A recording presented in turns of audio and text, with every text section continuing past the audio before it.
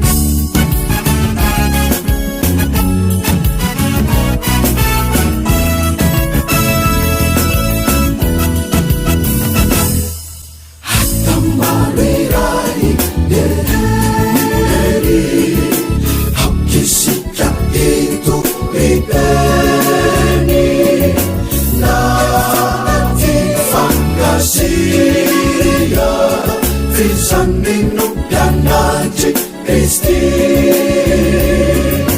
na Ilasia visan minuk dan najib Kristy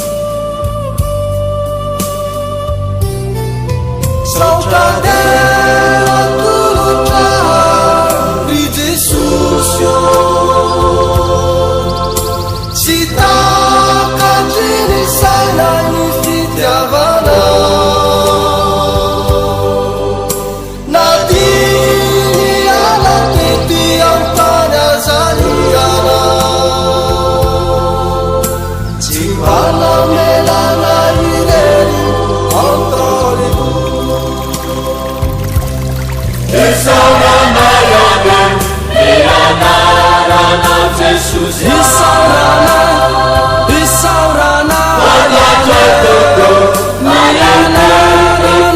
Diffusion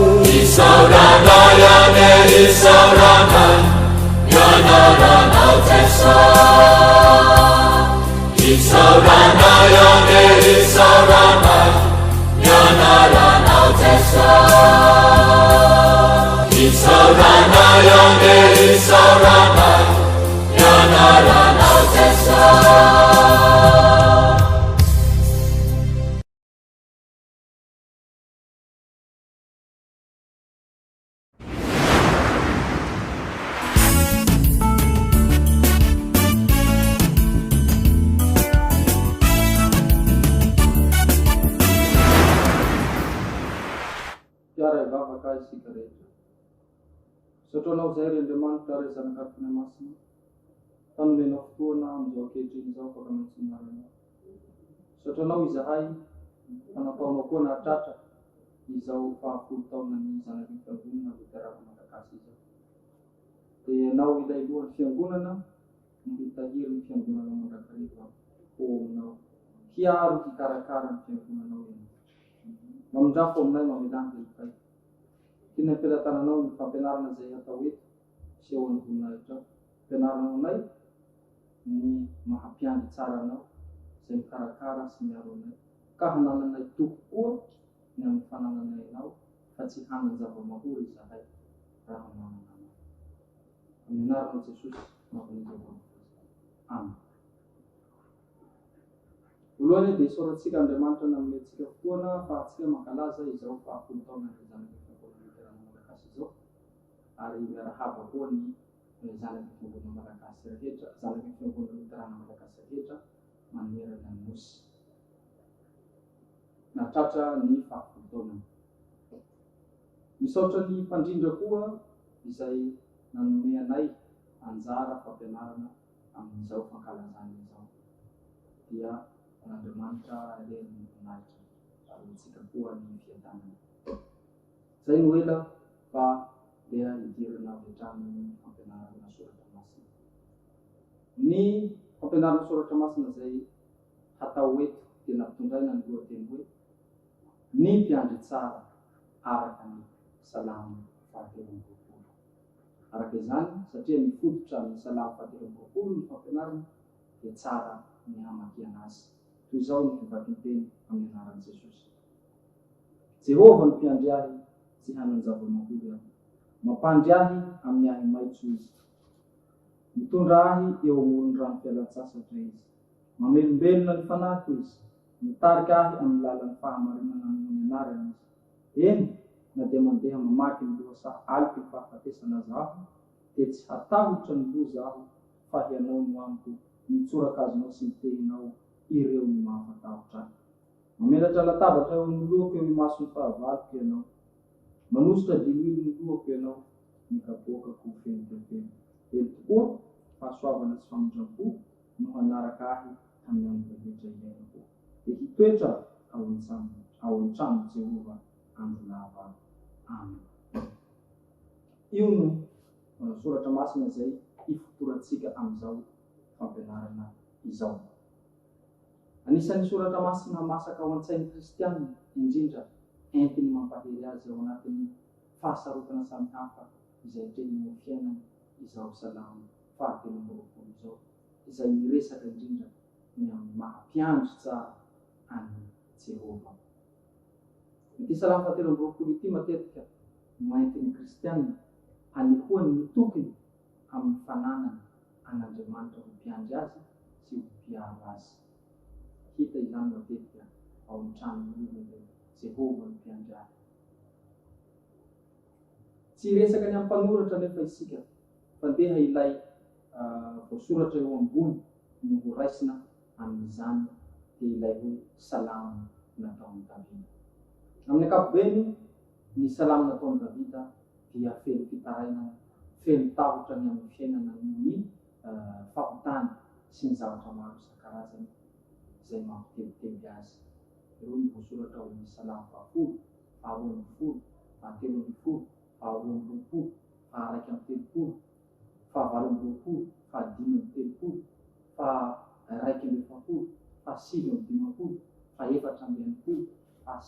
7, ny maro koa ny sasany izay tsy hotanisa eto. Fa eto kosa nefa satria manana ny Jehova Andriamanitra ho mpiandry azy Davida dia feno fahatokiana tanteraka. Ko satria fampianarana soratra masina no hatao ary satria koa ny soratra masina no fotorana dia tsara ny resahana folo ilay boky irafetana izao fampianarana anjarantsika eto izao dia ny boky salamo izany. Amin'ny ankapobeny ny hevitry ny hoe salamo dia hira. Arak'izany ny boky salamo dia boky hira. Izany no mahatonga antsika rehefa mamaky azy tsy mampiasa ny toko fa fa. Raha ny baiboly manontolo ny jerena dia ity boky salamo ity. Mahazo lazaina ho ngeza indrindra ao noho izy mirakitra tononkira 50 amin'ny 100. Araka fampianaran'ny Martin Luther azy dia azo heverina ho baiboly kely ao anatin'ny baiboly be ireo salamo 50 amin'ny 100 ireo. Ireo tononkira 50 amin'ny 100 ireo izay voarakitra ao ireo dia maneho ireo fihetsem-pony zanak'Israely vokatry ny fahatsapan'izy ireo ny fisehoan'Andriamanitra na ny fomban'Andriamanitra na ny fikarakaran'Andriamanitra azy ireo na tamin'ny fifaliana na tamin'ny fahoriana. Arak'izany ny boky salamo dia boky hira na koa boky mihira ny voninahitr'Andriamanitra ka ny teny tsirairay ao anatiny dia maneho sy mankalaza ny fahalehibiazan'Andriamanitra, ny halehibeny famindram-pony, ny fitiavany, ny fahendreny ary ny fitsarana. Izany indrindra koa no asehon'ity salamo 7 izay anjarantsika ity. Anehoan'i Davida ny fahendren'Andriamanitra sy ny halehibeny famindram-pon'Andriamanitra amin'ny fikarakarana ny ondry na ny olona. Mpiandry tsara no anehoany azy eto izay lohateny anjarantsika araka ny fahavolaza teo. Izay hita eto amin'ny andiny voalohany manao hoe Jehova no mpiandry ahy izay hananjava-mahola. Raha fotorona ilay voambolana hoe mpiandry izay voaresaka eto dia ilazana mpiandry ondry. Ny fanontaniana mipetraka nefa dia hoe inona no antony nandraisan'ny mpanoratra ilay voambolana hoe mpiandry na ilay voambolana hoe mpiandry ondry eto anehoany sary anohatra an'ilay Jehova Andriamanitra. Samy manana ny fomba entiny manoratra sy mampita ny hafany sy ny fihetsem-pony amin'ny olona ny mpanoratra tsirairay. Raha raisika ohatra lioka zao dia mampiasa voambolana siantifika satria dokotera izy na mpitsabo. Hita eo amin'ny fiainana andavanandro koa izany. Raha ohatra misy olona mpanao baolina kitra izay raha manao sary anohatra zavatra anankiray dia izay voambolana momban'ny baolina kitra matetika noentiny maneho izany. Fantatsika fa Davida dia mpiandry ondry indray izy, faralahy moa izy ary izany no asany faralahy. Ka tsy mahagaga loatra raha mpiandry ondry no sary anohatra ilazany an'ilay Jehova Andriamanitra. Tsy dia izany loatra nefa fa Jehova Andriamanitra tena mihitsy koa milaza azy ho ilay mpiandry ao amin'ny Ezekela 4:30, 5:30. ka ny Israely vahoakan'Andriamanitra na ny Israely no ondrin'Andriamanitra ao anatin'izany. Isan'izany i Davida satria zanak'Israely izy. Isan'ny mpanjaka teo Israely izy, koa isan'ny ondry izay teo ambany fiandrasan'Andriamanitra. Fantany Davida tsara nefa ireo andraikitra sahan'ny mpiandry ondry. Fantany fahasarotana eo amin'ny fanatanterahana izany fiandrasana ondry izany. Miady atrehina eo fanatanterahana izany koa dia sarotra. Hitantsika ohatra fa mitolona tamin'olona mihitsy i Davida nandritry ny fotoana izay niandrasana ny ondry indray araka ny Samuel voalohany 7:17 sy 4:1. Koa ny fahatsapany, ny fandriam-pahalemany na ny sécuritény manoloana ny fiandrasan'Andriamanitra azy no nahatonga azy nanao ilay fanikempinoana na ilay antsoina hoe credo etonté andininy voalohany ety hoe Jehova ny mpiandry ahy tsy hamanjavana olona. Voatsindry ao anatin'izany ny maha-mpiandry tsara amin'ny Jehova Andriamanitra. Ahoana ary no ilazana fa mpiandry tsara Jehova. Ireo andiny rehetra ao anatin'ity Salamo 7:20 ity no maneho amin'ny atsipirihany izany. Sary anohatra nefa araka ny efa voalaza teo no ilazany Davida azy eo. Izany hoe sary anohatra momba ny fiandrasana ondry. Raha ny momba ny fiandrasana ondry no resahina, ny atao hoe mpiandry tsara dia ireo mpiandry na mpiandry izay mahatanteraka amin'ny atsipirihany ireo andraikitry ny mahampiandry azy. Tsy ho voatanisa amintsika amin'ny atsipirihany eto nefa ireo andraikitra izay sahan'ny mahampiandry satria 3 minitra ihany no anjara izay hotanterahina eto amin'ity fampianarana ity, fa izay ankapobeny momba izany fiandrasana ondry izany na ny momba ny mahampiandry tsara izany no resahina, izay hanasongadinana ny mahampiandry tsara amin'ny Jehova Andriamanitra mifandray amin'ilay lazainy Davida eto amin'ity Salamo 30:10. Voalohany, ny mpiandry ondry dia natao hamahana ny ondry, izany hoe manome izay manao izay hahitan'ny ondry sakafo mahafa-po sy mahasalama azy. Tanteraka izany eto amin'ity andininy faharoa eto ity amin'ny ilazany Davida hoe mampandry ahy amin'ny ahy maitso izy, mitondra ahy eo amin'ny rano fialan-tsasatra izy. Ny hoe ahy maitso eto dia tsy hafa fa toeram-pialan-tsasatry ny ondry izay misy solofinahitra tsara sy mahafa-po ary mahasalama ny ondry. Izany hoe de quantité ary de qualité. Azo lazaina ihany koa ho toerana sady fialan-tsasatra ho an'ny ondry io no fihinanany ihany koa. Tsy misaraka amin'izany toerana izany koa nefa ny rano izay hosotroin'ny ondry hahasalama azy. Izany hoe tsy maintsy ho rano madio na loharano izay sady mahafa-po amin'ny fihinan'ny ondry. Io ilay lazaina eto hoe rano fialan-tsasatra. Tsindriana amin'izany fa toerana tsara tahaka izany no ametrahan'ny Jehova Andriamanitra amin'ny Davida. Izany hoe mahazo izay ilainy avy amin'ilay Jehova Andriamanitra izy, izay Jehova mpiandry azy, izay sady tsara no ampy ary mahafa-po azy. Complet and perfect hoy izay mpampianatra an'izay. Tsy mijanona eo anefa ny mahampiandry tsara an'i Jehova fa miseho eo amin'ny fitarihana ihany koa izany.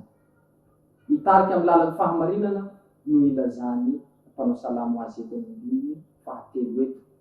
Andraikitry ny mpiandry manko ny mitarika ny ondry ho amin'ilay toeram-pitobian'ny ondry izay antsoina amin'ny teny baiko hoe bergerie.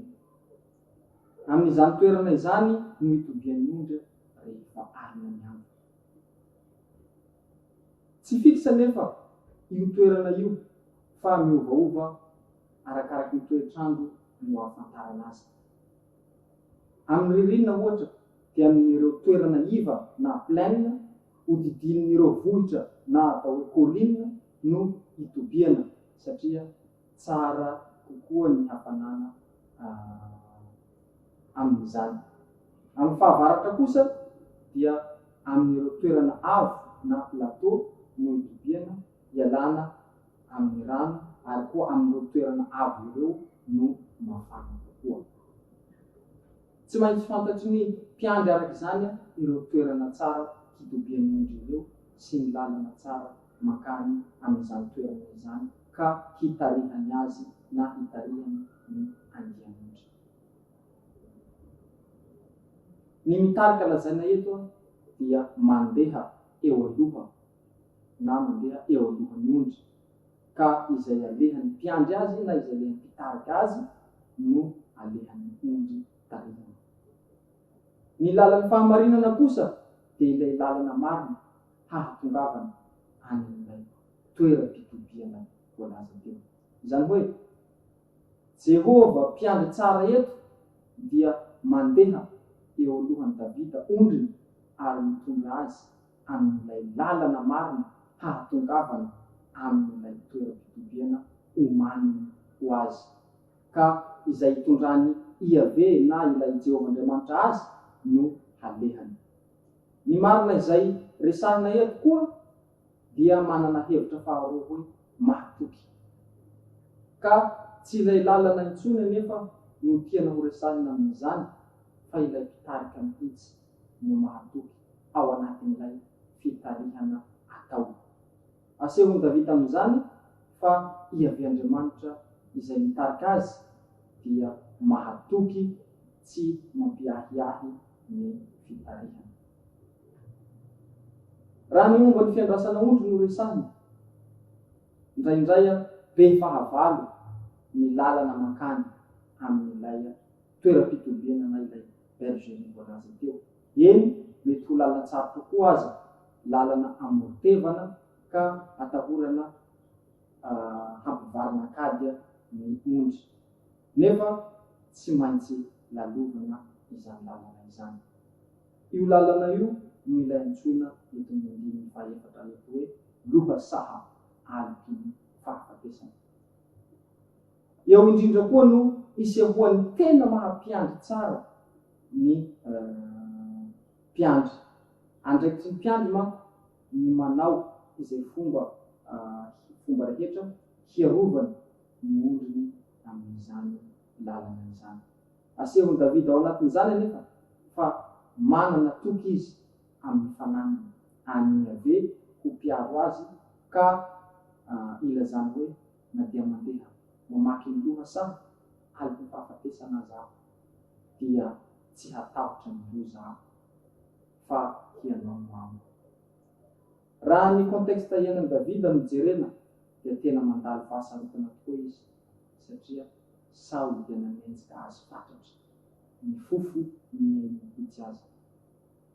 Nanana toky anefa Davida fa Iave dia mpiaro azy manoloana izany zavatra izany.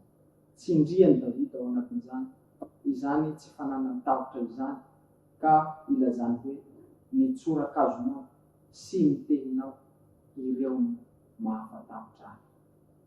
Ny tsorakazo sy ny tehina dia tsy hafa fa fitaovana ampiasain'ny mpiandry ondry hiarovany ny ondry amin'ny loza sy ny fahavalo. Ny tsorakazo dia natao hiadiana amin'ny fahavalo ary ny tehina kosa natao fitehefana amin'ny dia lava izay atao ary indrindra koa moa hisintomana ny ondry raha sendra mila ho latsaka teva amin'ilay lalan-tsarotra izay lalovana. Sary asehon'ny fiarovan'ny mpiandry ny ondry ny hiany nefa izany. Fa izay tiany mpanao salamo ho resahina eto dia ny fananany toky ny amin'ny fiarovany ave azy. Ilay tena sy ilay tsorakazo resahina amin'izany dia ny tenin'Andriamanitra na ny parole de Dieu izay tena mampiolo-pinoana azy ary amin'ny alalan'izany finoana izany no ahafahany no ahalalany azafady fa eo akaiky ny hatrany iavy Andriamanitra izay miandany aminy miaro azy mikarakara azy. Izany indrindra no mahatonga amin'ny marifanditera milaza ao amin'ny asa sorany hoe amin'ny alalan'ny teniny ten'Andriamanitra io, Andriamanitra dia mampahery ahy ary mbola mampahery ahy hatrany ka tsy misy ratsy goavana izay tsy ho zakako sy hioarako. Raha atao dika malalaka ilay 14 eto amin'ny Salamo tena politika dia izao no azondikana azy. Na dia mamakivaky lalan-tsarotra sy be fahavalo aza dia tsy hatahotra fa hianao no ny teninao no toky. Voatsindry ao anatin'izany ny mahampiandry tsara amin'ny iave. Tsy izany ihany anefa fa maneho ny mahampiandry tsara amin'ny iave ihany koa ny fikarakarana samihafa ataony amin'ny ondry. Hita izany eto amin'ny 15 sy 4 amin'izao Salamo izao, izay raha omena lohateny dia hoe ny fikarakarana makotrokotroka ataon'ny iave any am-pitobiana. Ny toeram-pitobiana araka nefa nolazaina teo aloha dia toerana izay itobian'ny ondry rehefa alina ny andro. Voadidina vato izany toerana izany ary vavahady tokana no rivotrao ary eo amin'izany vavahady izany no hidiran'ny ondry tsirairay. Mandritra izany no andinindinihan'ny mpiandry ny ondry, izany hoe manao examination ny ondry ny mpiandry azy. Ka izay hita fa maratra sy folaka ohatra dia tsaboina. Ny reraka ohatra omena rano ary hosorana menaka. Io ilay lazaina eto amin'ny 15 hoe mamelatra latabatra eo amin'ny lohako, eo ny masony fahavaloko ianao, manositra dininy lohako ianao, ny kapokako feno dia feno.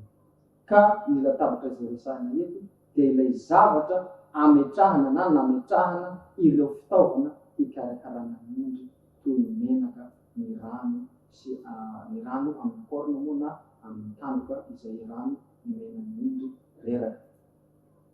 Ny tian'ny mpanao salamo resahina ao anatin'izany rehetra izany izao: Jehovah Andriamanitra dia mandinidinika azy ary mahafantatra ny mahazo azy ka mikarakara tanteraka azy manoloana ireo zavatra izay manjo azy.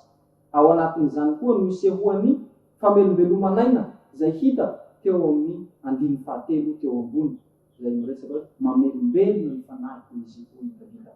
Ny hoe mamelombelona eto dia tsy ilazana loatra hoe réanimation fa mahalaza azy koa dia ny restauration na ny famerenana amin'ny laona. Io ny tena heviny, izany hoe ilazana famerenana amin'ny laony ny maha izy azy ilay ondry na ilay olona izay karakarainy iave.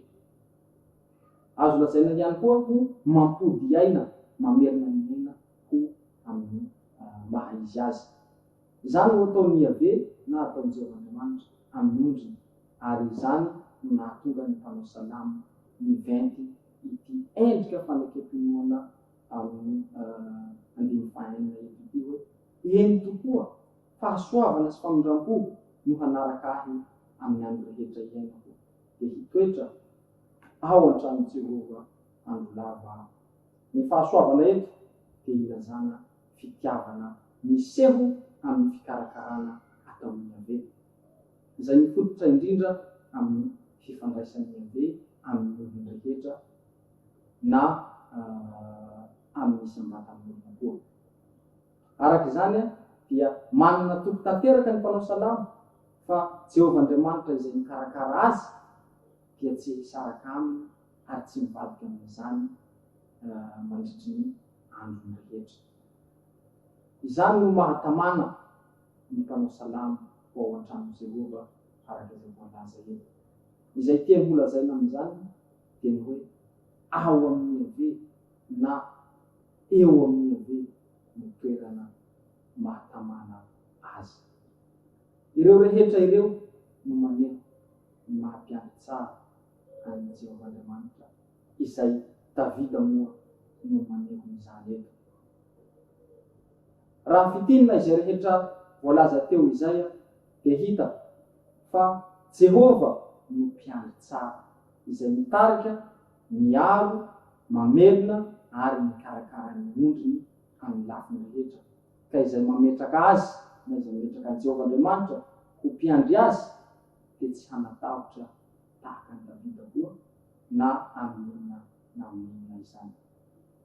Raha mpifandraisina amin'ilay teny fanevantsika izao Salamo 7:20 izao dia izao no azo lazaina: ny olona manana ny Jehovahandriamanitra ho mpiandry azy dia olona vavolombelona amin'ny fitiavana ka afaka mahatanteraka asa tsara.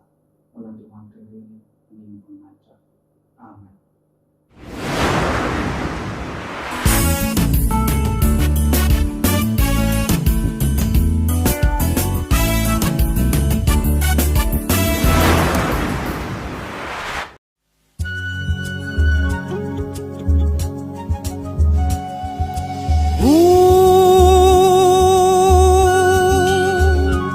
Angambarao gny longonao mba hivavake,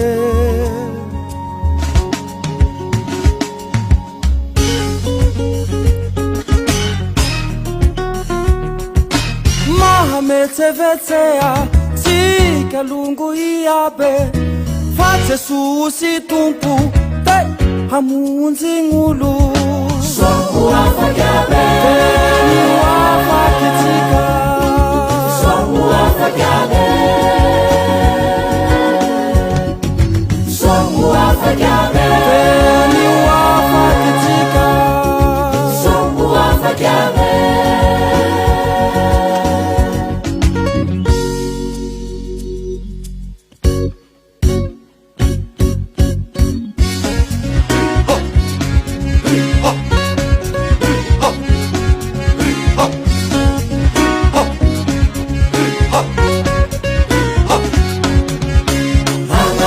Angambarao gny longona, angambarao tsy hanenge, Angambarao gny longona, tsino hanengera, tsino hanenge, angambarao gny namanao, tsy ho fitake.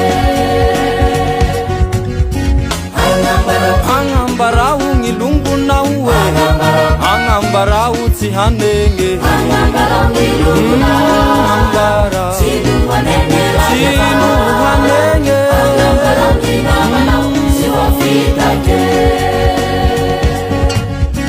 angambarao gny longonao mba hivavake, Angambarao gny longo hivavake, angambarao gny longonao mba hibebake, angambarao gny longonao mba hibebake. Angambarao sudantrena fahatane fahiazao uruwiraka tamanine ingo Jesusi ando manulo trubu Ego sikili ufarama afote funzenga mbesa kwa majama vinugua Vandi vita kulu sima asuenga wafo siapanenena. Angambarao sudantrena fahatane fahiazao uruwiraka tamanine ingo Jesusi ando manulo trubu Ego sikili ufarama afote funzenga mbesa kwa majama vinugua Vandi vita kulu sima asuenga wafo siapanenena.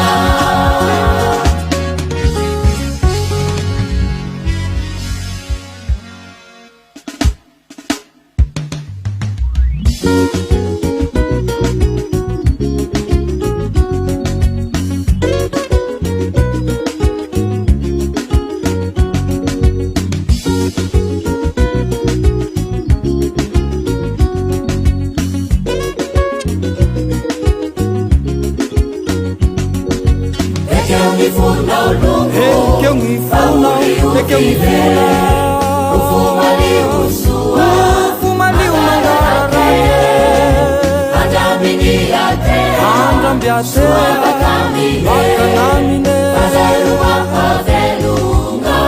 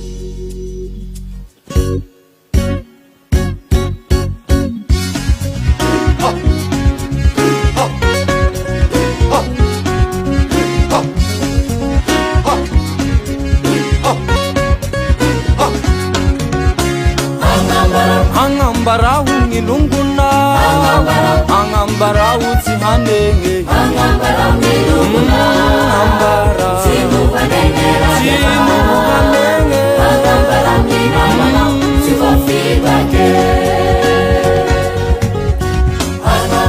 Hangambarao ngilunguna uwe Hangambarao tsihanenge Hangambarao ngilunguna Sinuvanengera Sinuvanenge Hangambarao ngilunguna Siwafitake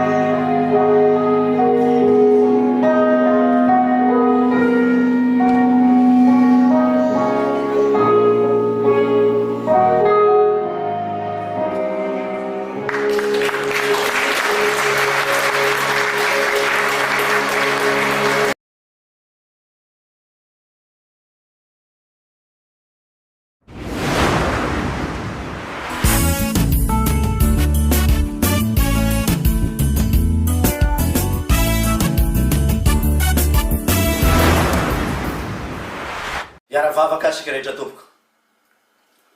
Sotranao zahay ry Andriamanitra ray zanaka ary fanay masina.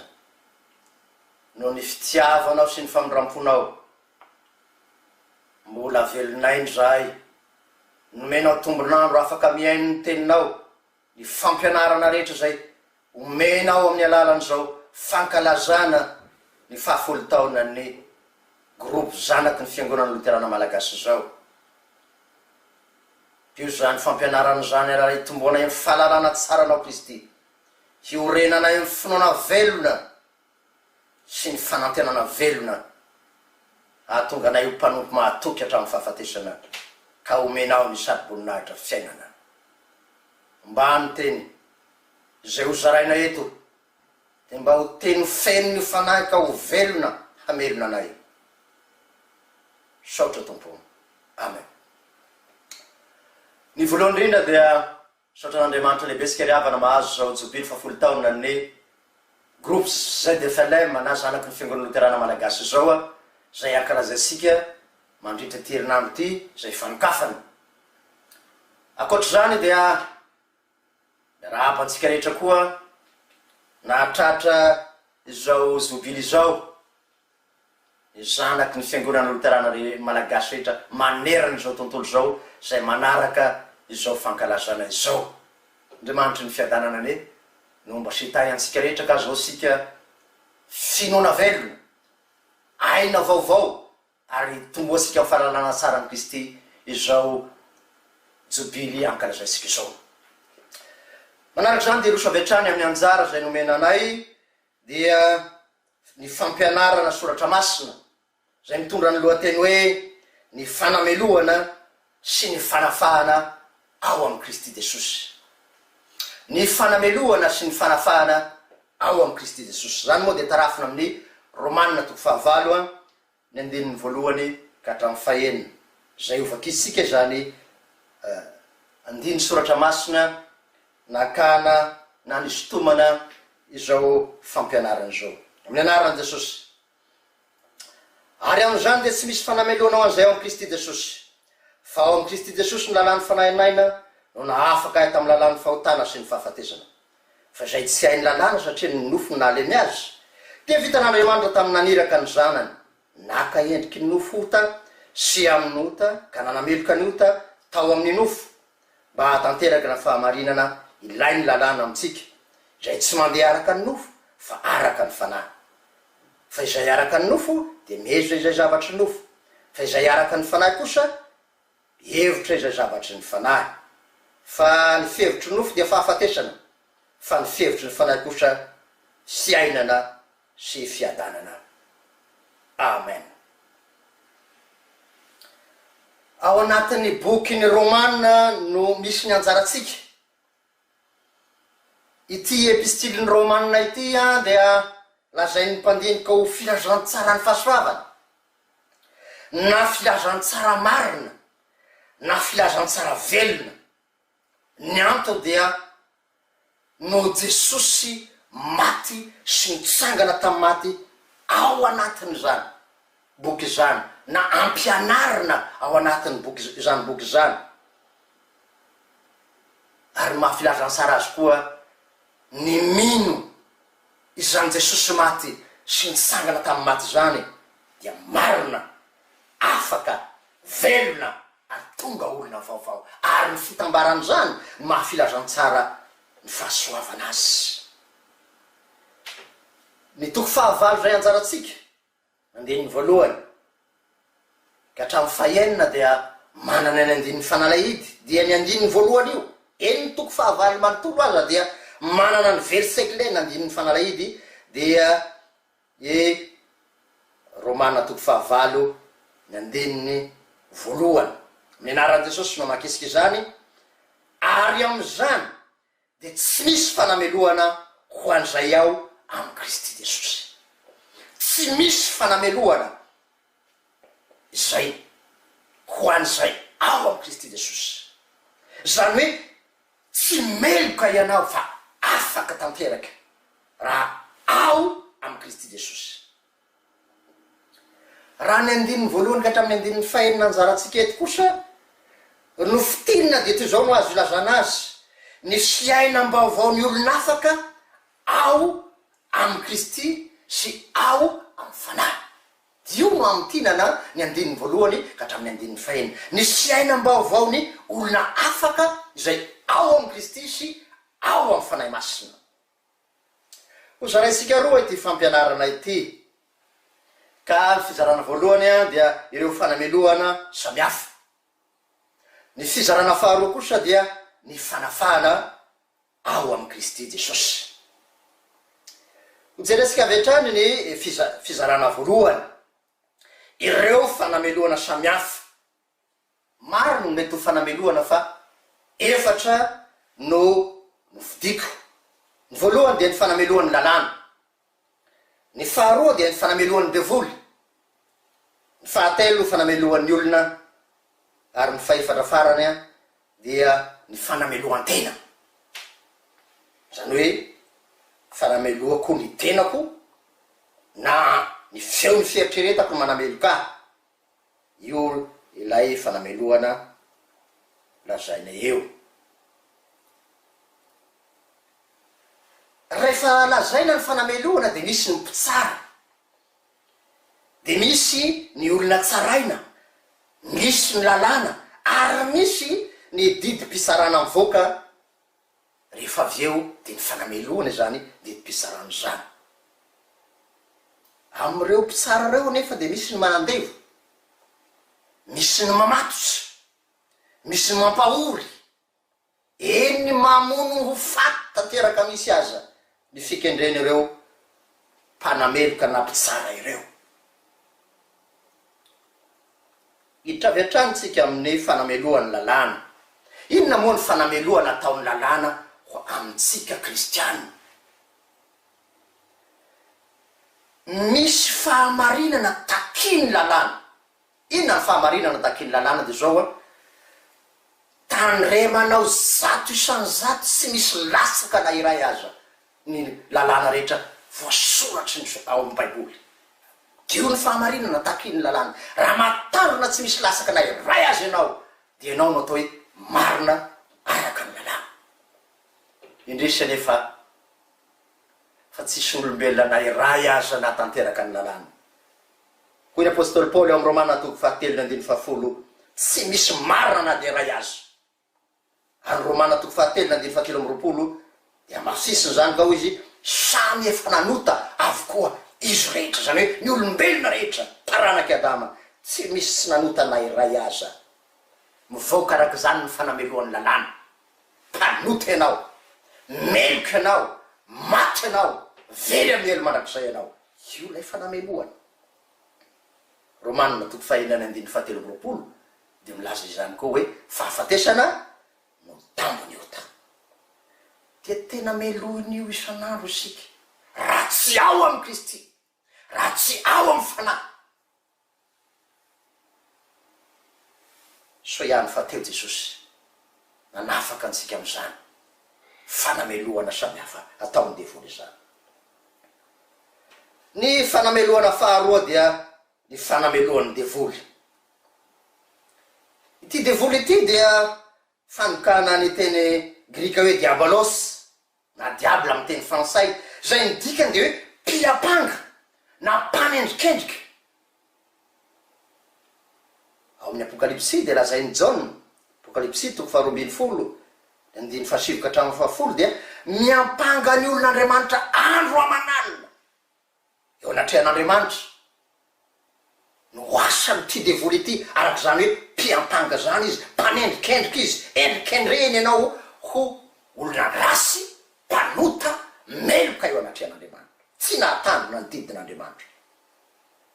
Ary marina ny fiampangana satria mpanotsika isan'andro. Fa sy fanamelohana diso, misy fahamarinana ny anamelohana antsika satria mpanota tokoa tsika, tsy nahatandrona ny lalàna tokoa isika. Mpanendrikendrika, mpiampanga.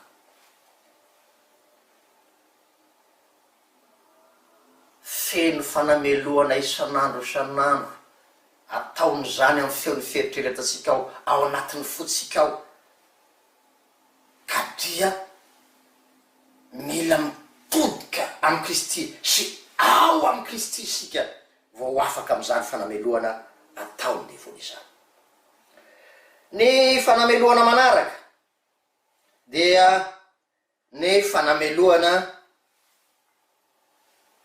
ataony olona Jésus kristiana zay tsy ao amin'ny Kristy tsy tena babony Jesosy. Misy gentlisy mety misy aza ao amin'ny ankohonanao, mety ho vady zany, mety ho zanaka zany, mety ho fianakaviany zany, manameloka anao, mitsara anao, miampangalaingy anao, manosipotaka anao, manenjika anao.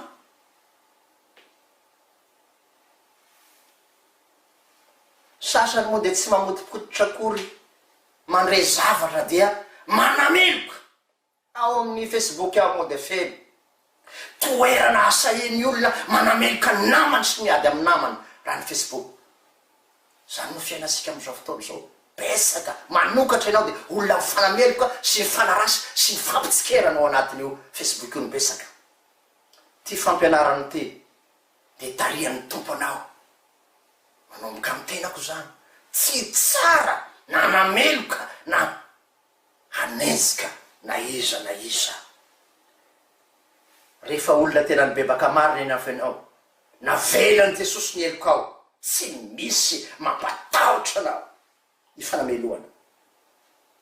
Efa ny tompo de mampitadina antsika mpisarasara namana ao amin'ny Luka toko fa enina ny andiny fa fito amby telopolo.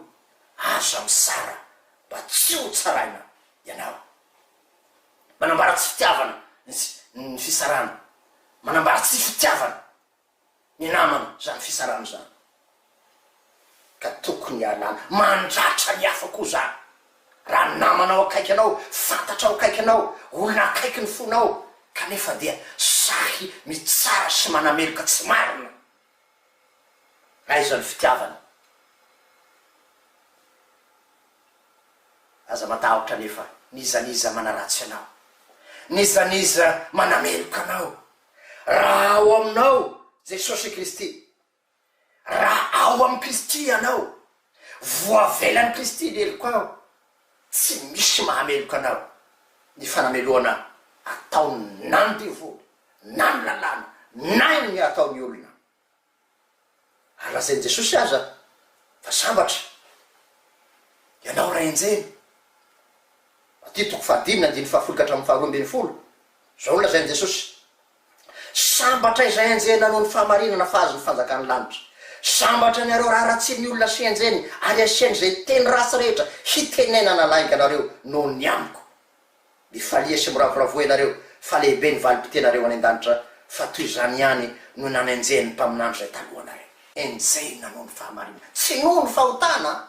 Raha noho ny fahotana nanenjeny olona anao, ny filalaovana fahotana de mila mibebaka miotro. Fa raha mijoro ianao amin'ny fahamarinana dia azo matahotra fa anao ny fanjakany lanitra, lehibe ny valim-potianao any an-danitra. Tandremo anefa tsy hamaly rasy ny rasy an'izay mitsara sy manameloka anao. Fa hoy Jesosy ao Mateo toko fahadimy na andiny faefatra ambin'ny folo, tiava ny fahavanonareo ary ny vavaha ho an'izay manenjika anareo. Na iza manaratsy anao, manenjika anao, valio fitiavana izy, tsy moro zany raha tsy ao amin'ny fanahy masina. Ho hitasika any amin'ny atao hoe ao amin'ny fanahy masina rehefa avy eo.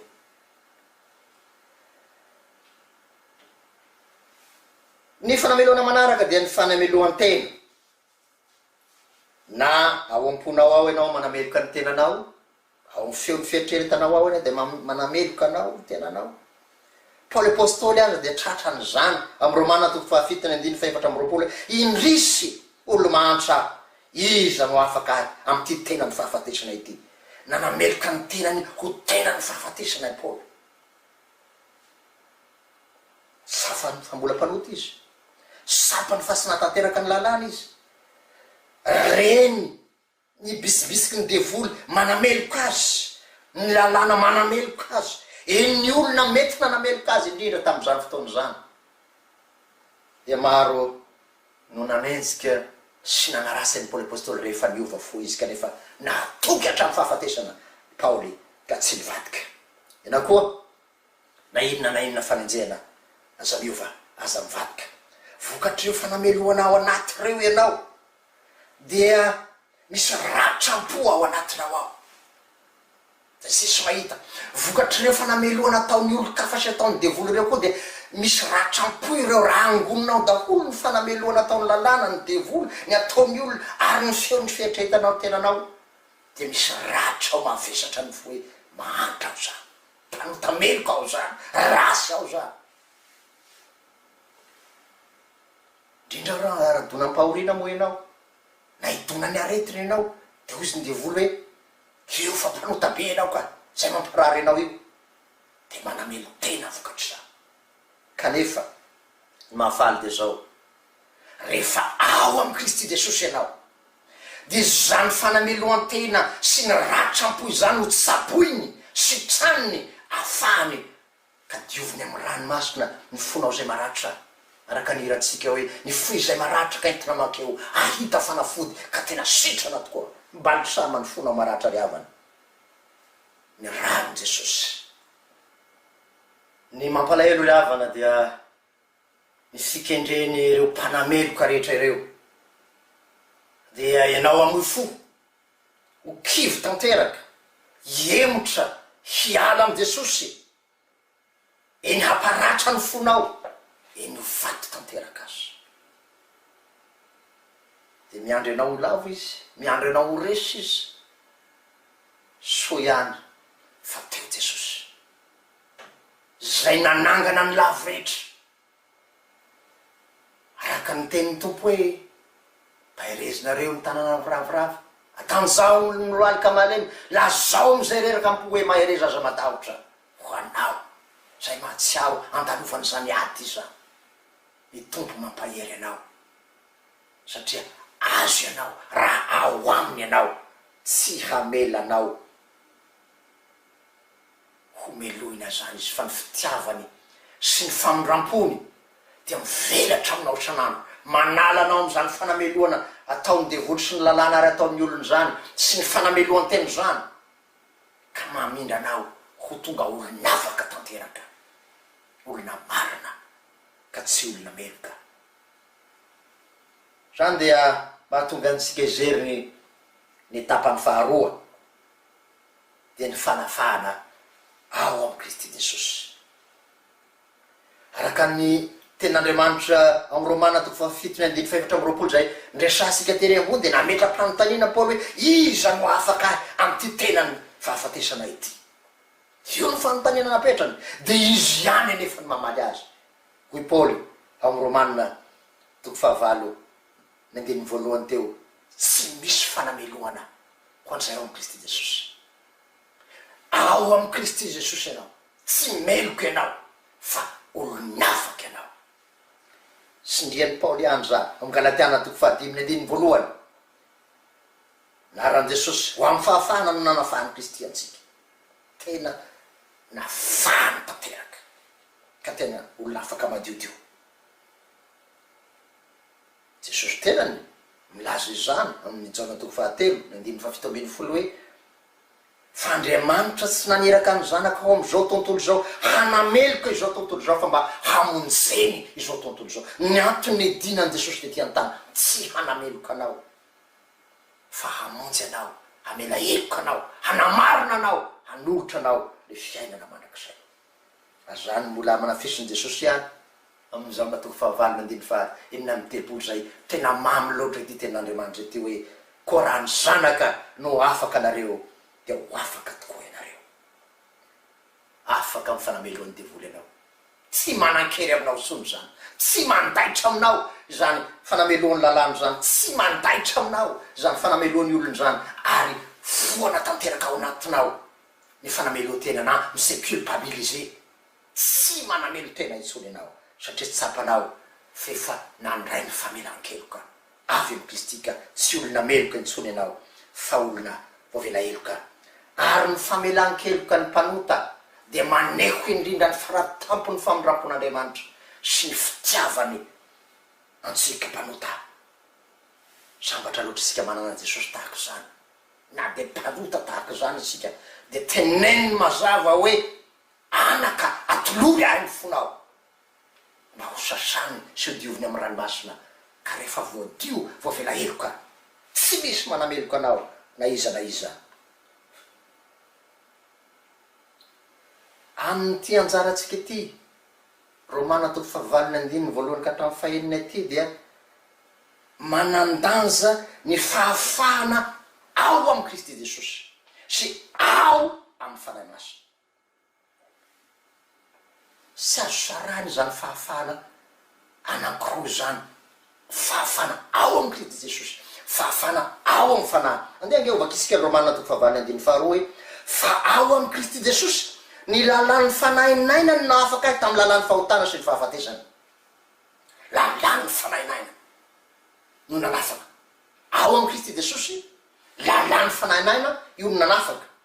Amafisin'ny Paoly zany amin'ny Romana 8:9 hoe fa ianareo tsy ao amin'no fa ao amin'ny fanahy, ao amin'ny fanahy. Zany hoe sady ao amin'ny Kristy ianao no ao amin'ny fanahy ianao. Inona ny dikan'izany hoe ao amin'ny Kristy ianao na ao amin'ny fanahy ianao?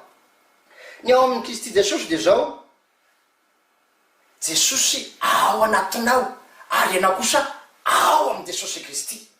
Tsy zaho intsony no velona fa Kristy no velona ato anatiko. Zany hoe manapaka tanteraka ao anatinao Jesosy, babony Jesosy tanteraka ny fiainanao manontolo.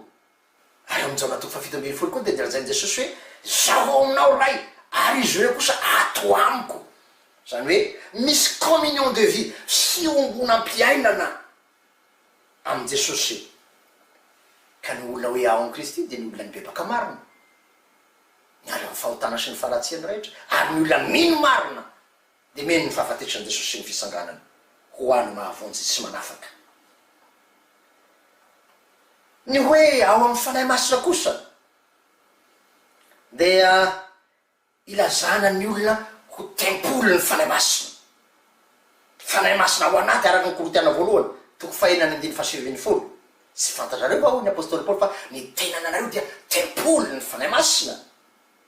Ka amin'izany dia izay ao amin'ny Kristy Jesosy sy ao amin'ny fanahy masina dia efa nanombo ny nofony sy ny filany mba mifanire tamin'ny azo fizaliana. Zao nolazany Paoly zany amin'ny Galatiana 2:5-4. Fa izay any Kristy Jesosy dia efa nanombo ny nofony mba mifanireny sy ny filany tamin'ny azo fizaliana. Izay any Kristy Jesosy. Raha teo ho any Kristy Jesosy zany ianao, raha teo afaka ianao, dia tsy maintsy omboana miaraka amin'ny Kristy eo ambony azo fizaliana ny filany ota rehetra. Ary io indrindra ny asan'ny fanahin'Andriamanitra eto dia tsy azo sarahina ny soterolojia sy ny pneumatolojia, zany hoe ny asa mpamonjena vitan'i Jesosy sy ny asan'ny fanahy masina. Martin Lutera dia mampianatra zao fampianarana zao hoe ny ivo ny asan'ny fanahy masina dia mitondra an Jesosy nitsangana tamin'ny maty ho ao anatin'ny olona. Ka izy mitondra an Jesosy zay dia zao mamono ny tenany ota. Amin'ny ty Romana 8:9 sy ny Galatiana 5:5 dia ny nofo manohitra ny fanahy. Satria ny nofo dia ny fihevitry ny nofo dia fahafatesana, fahaverezana any amin'ny elo. Fa ny fihevitry ny fanahy kosa dia fiainana sy fiadanana araka ny perikopatsika. Ka ny fanahy dia mamono ny tenany ota sy ny filany ota ary mitondra ny Jesosy ao anatin'ny olona rehefa mibebaka ny olona ka tonga babony Jesosy sy tempolo ny fanahy izany olona izany. Ka ny hoe ao amin'ny fanahy dia nambarana ny olona tena babony fanahy, anjakan'ny fanahy, feno ny fanahy masina.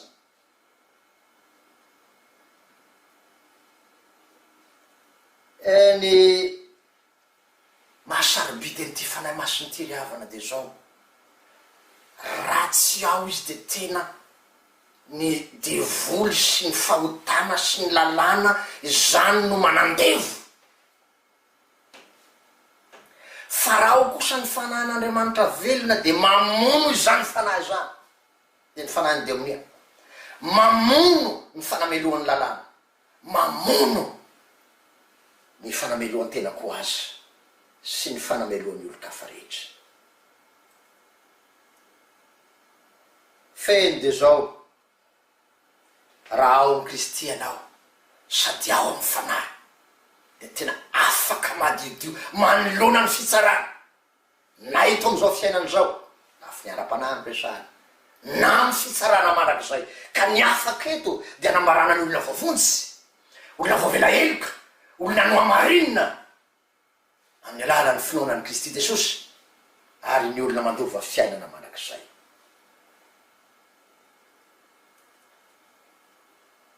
Afaka zay ao amin'i Kristy. Inona no antony? Ny antony de zao ny fahamarinana taky ny lalàna de noentiny Jesosy tamin'ny tenany. Io lay hoe ao amin'i Kristy. Vaombo miaraka amin'i Kristy amin'ny hazo fizarena. Mitaky ny lalàna ho isika teo de hoe zay manota rehetra dia maty very mielo. Io ny fanamelohany lalàna.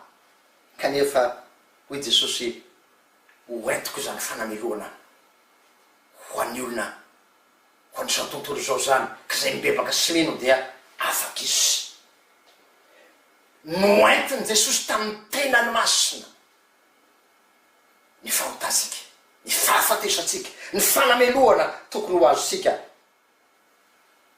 Isaia 3:20 nandiny fahefatrakandrafaenina no naminany Isaia mpaminany zany ka ho izy mitondra ny arentsika tokoa izy Jesosy zany sady nevesatra ny fahorentsika ka azo sika kosa nanao azy nokapona sy nasian'Andriamanitra ary nampahorina nefa izy dia voalefina noho ny fahadisoantsika sy ny torotorona noho ny helitsika fampizalena anazy ho tsika fihavanana namelezana azy ary ny diakapoka taminy no nanasitranana antsika.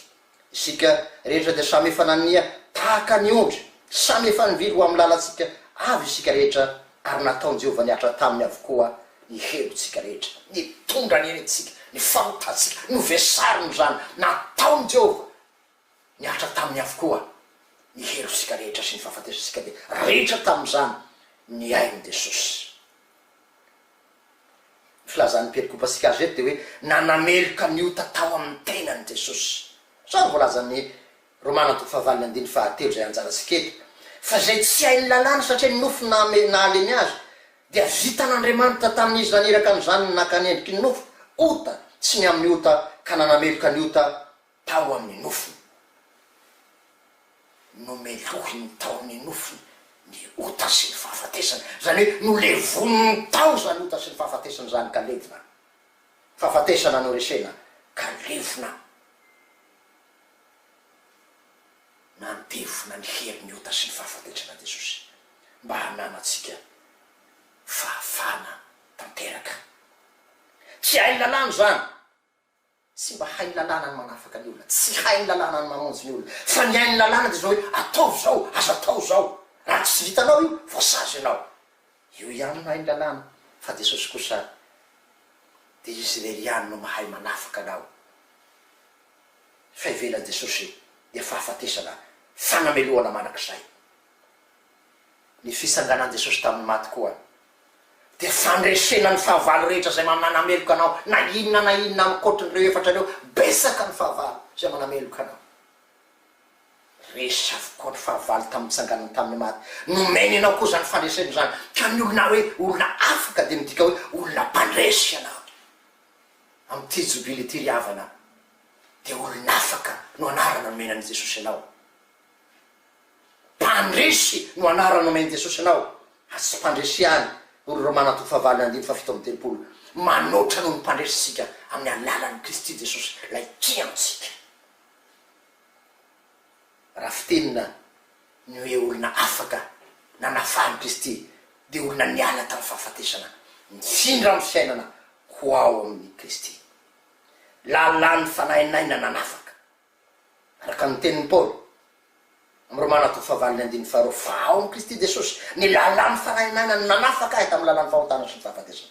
Inona moa zany lalàny fanainaina zany?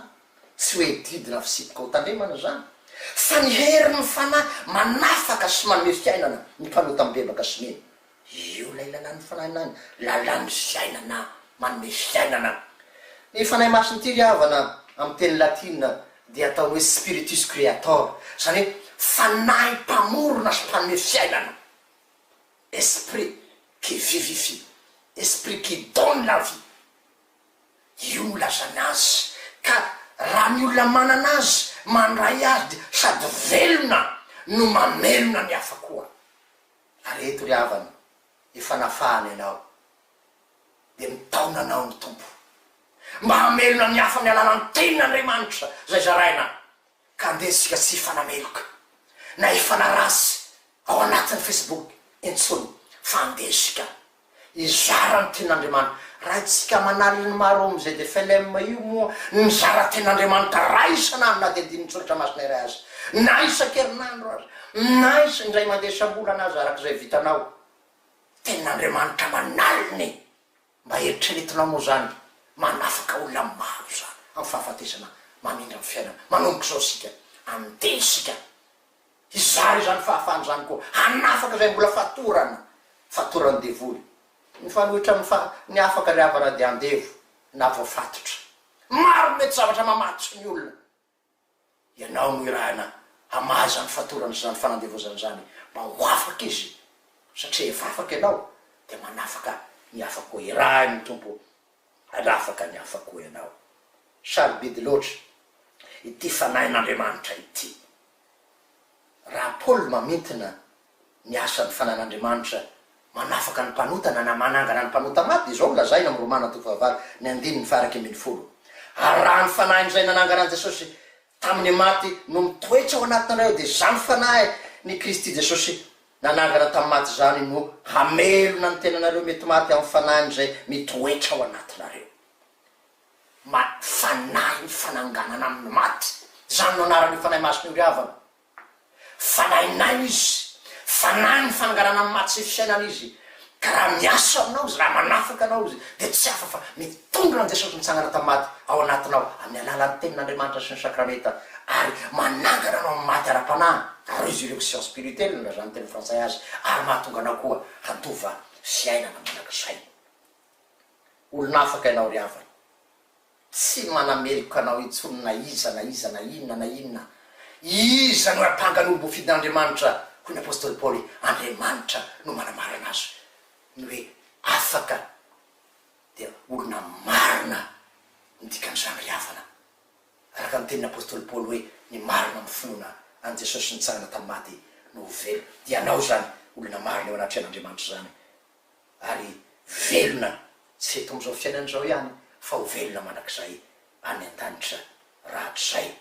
Hoanaryn'ny fomba andraisanao zany fanafana na fahafana ao amin'ny Kristy Jesosy zany ny fibebahana ihany ny fiorenanao ny finoana velona ihany ary indrindra ny angatanao ny fanahin'Andriamanitra hanjaka sy hanapaka felo ny fiainanao.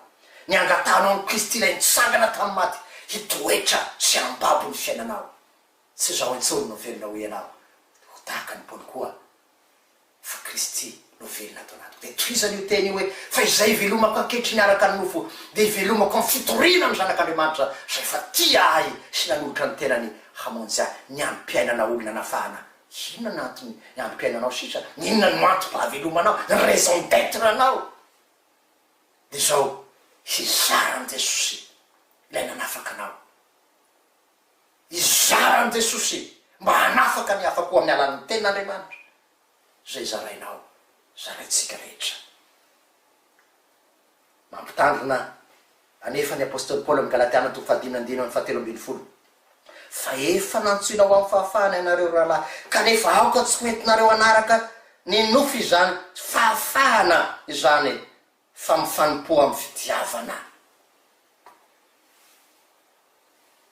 Misy olona ry havana mihevitra fa rehefa mino de mbola afaka manao nyzao fahotana isy fahotana ry tany remo Paoly tsy hoentinao anara-po amin'ny filaniota ny fahafahana fa hitoetra amin'ny fahamasinana sy ny fiainana vaovao mamoa voatsara ny olona navahany Kristy dia nitoetra mendrika ny maha olon'Andriamanitra izany.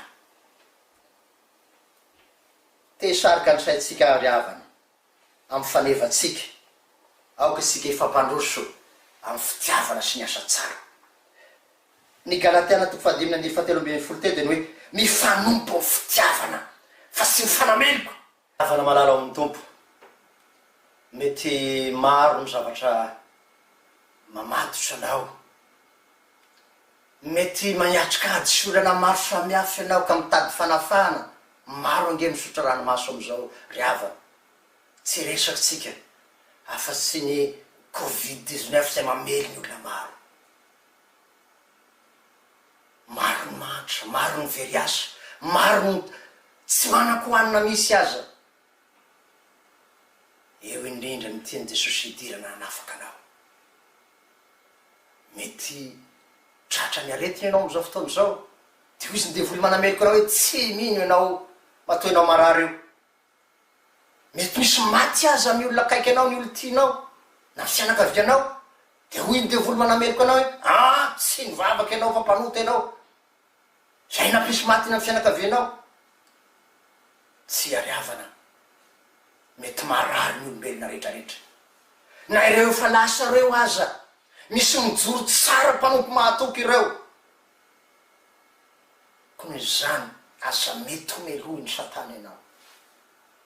Fa Jesosy afaka manafaka sy manasitrana anao, midiakapoka taminy manasitrana anao, ko de matoky azo tsara. Rehefa anatiny aretina ianao, na mbola tsy ao anatiny aretina de miaro tena tsara. Kanefa koatra ny fiarovatena dia ny fatokilana fa Jesosy no mpanasitrana. Enina de ho faty koa aza, satria tsy maintsy ho maty na iza de zao manana ny fanantenana velontsika, satria ny fahafahana na ny fanafahana ao amin'ny Kristy Jesosy dia tsy hafa fa mandova lanitra ny olona afaka de ianao zany.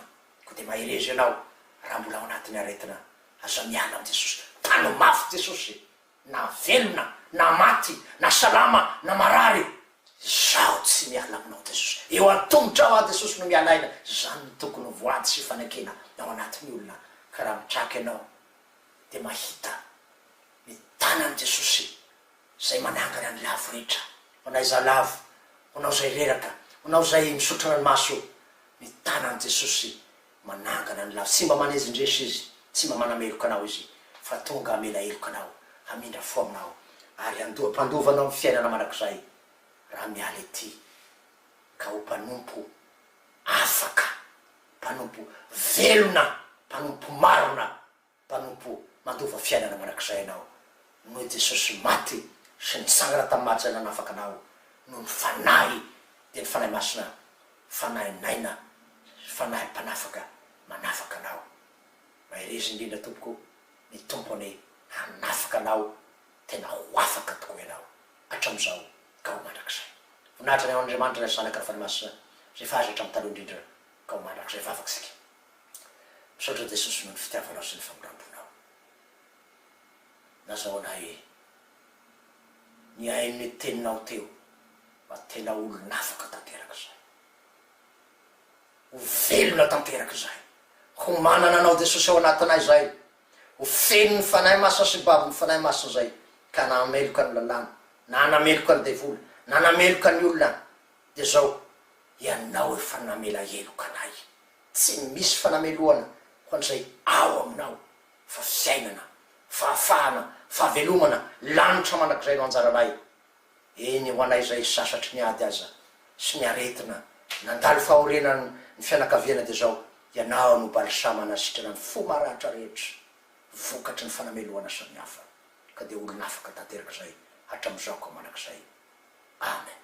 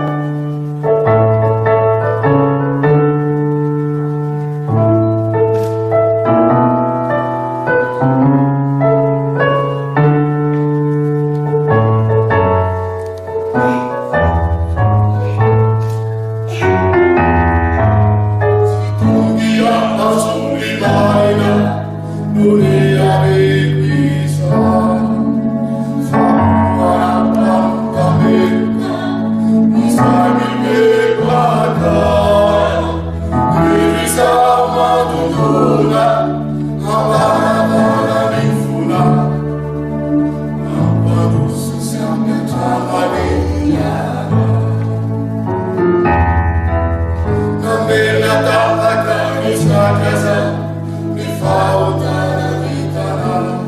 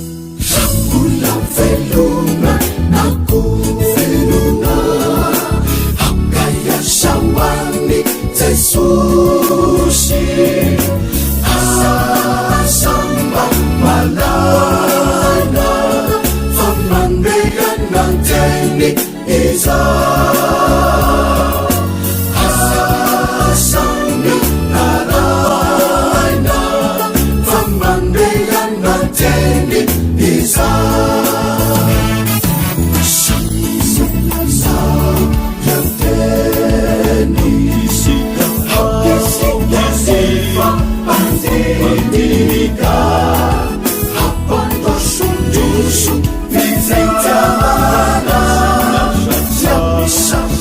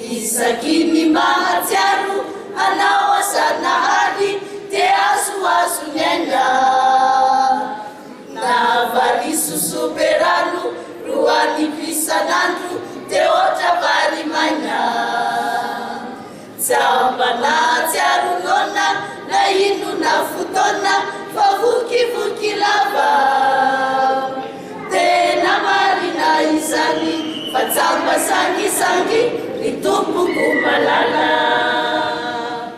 eko tsara ihany ve anareo aty atany zaho sy zaho indrany mare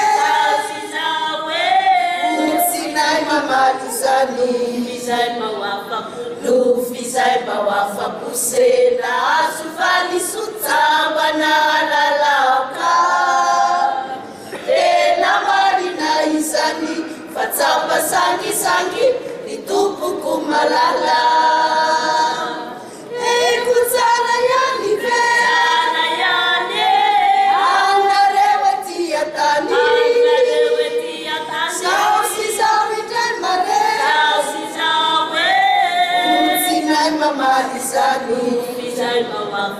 Nufizai mawafako sena Asufali sutsambana lalauka Tambi teni mami Rufali nyahatani Itupuku misauta Samba tani fuku Mamata ni finuku Na asufale sena Kuwa nefa Nyangami kureta Etena falemena Sufalisia nao Jesosy Sakaisa fenutuki Fareti sayangamba Sajavuko itaranya Itanya samitanya Kumaume wanzara Samba tani fuku Mamata ni finuku Na asufande sena Redi vita kuwa nefa Nyangami kureta Etena falemena Sufadisia nao Jesosy Sakaisa fenutuki Fareti sayangamba Sajavuko itaranya Itanya samitanya Kumaume wanzara Ekutsara yani ve Anarewe tiatani Sausi sawitan mare Sinai mamadi sani Nufizai mawafako sena Asufali sutsambana lalauka Tena marina izany Fatsamba sangi Itupuku malala Eko tsara yani ve Angarewe tiatani Sausi sawitan mare Sinai mamadi zani Nufizai mawafako sena Asufali sutsambana lalauka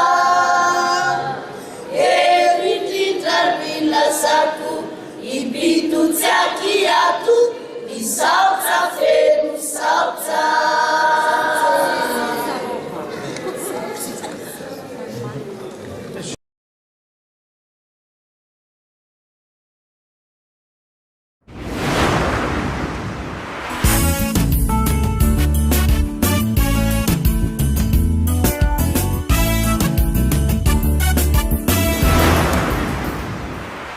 Aoka iaram-vavaka isika rehetra tompoko.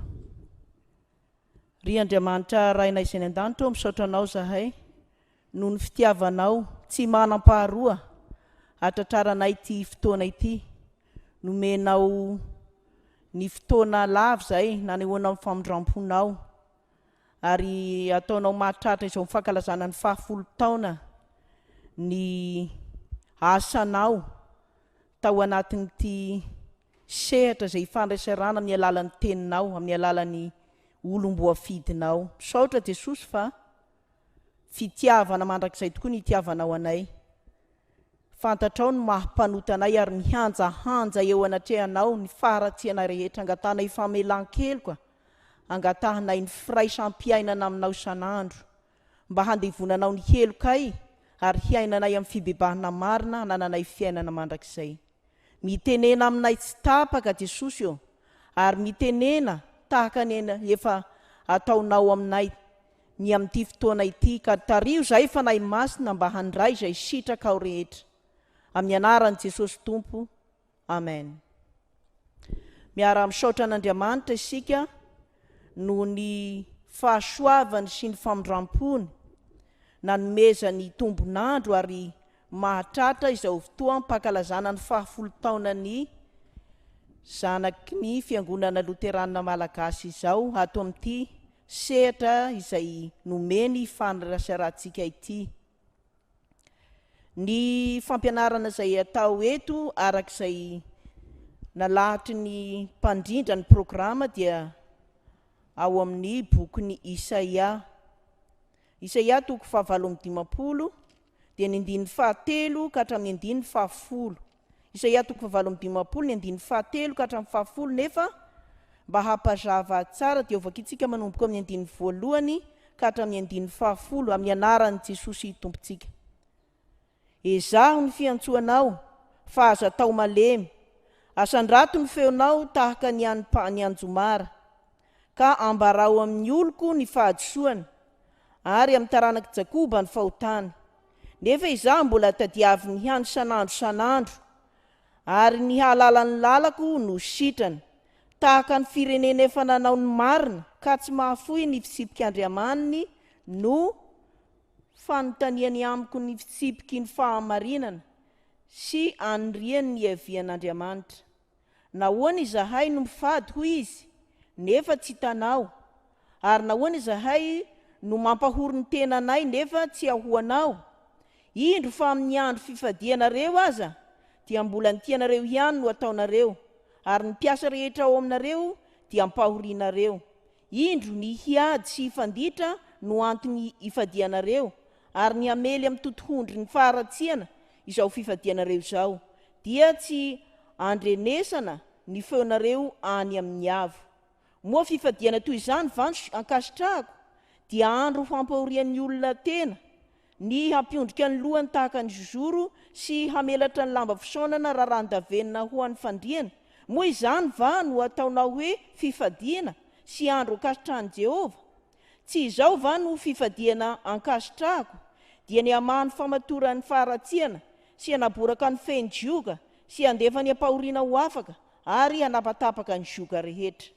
Moa tsy ny izarany mofonao ho annoana va sy ny hampiatrano ny oro-manjenjena, ary mba hanafianao izay hitanao mitanjaka ka tsy hirimbelona amin'ny namanao ianao. Fa raha izany dia hiposaka tahaka ny fahazavany maraina ny fahazavanao, ary ho tonga faingana ny fahasitrananao. Ny fahamarinanao ho loha lalanao, ary ny voninahitry Jehova ho vody lalanao. Ary amin'izany dia hiantso ianao, ary Jehova hamaly.